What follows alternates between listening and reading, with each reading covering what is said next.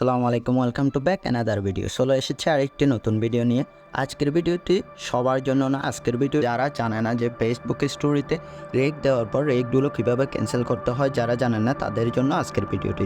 আমি জানি অনেকেই জানেন না, যারা জানেন না আজকের ভিডিওটি আবার বলছি, আজকের ভিডিওটি যারা জানেন না ফেসবুক স্টোরিতে রিয়েক্ট দিয়ে রিয়েক্টগুলো কীভাবে ক্যান্সেল করতে হয় তাদের জন্য আজকের ভিডিওটি। সো আপনারা আপনাদের প্রথমে ফেসবুকে চলে যান। ফেসবুকে যাওয়ার পর এখান থেকে আপনারা স্টোরিতে চলে যান। একটি স্টোরি ক্লিক করলাম। ক্লিক করার পর এখানে আপনি যদি লল দেন, লল দেওয়ার পর এই ললটি আপনি কীভাবে ক্যান্সেল করবেন জাস্ট আপনাদেরকে দেখিয়ে দেবো। আর লল দেওয়ার পর মনে করেন এখানে লাভ রিয়েক্ট দেওয়া উচিত ছিল, এখানে লল দিয়ে দিছি। আমি এখন এই লল রিয়েক্টগুলো কীভাবে ক্যান্সেল করবো আপনাদেরকে দেখাচ্ছি। এখান থেকে আপনারা উপরে দেখতে পাচ্ছেন একটা 3 ডট অপশন আছে। 3 ডট অপশনে ক্লিক করবেন। এখানে 3 ডট অপশনে ক্লিক করার পর 3 ডট অপশনে ক্লিক করার পর এখানে দেখতে পাচ্ছেন 2 নম্বর অপশনে আছে আনডু সেন্ড রিয়েকশন।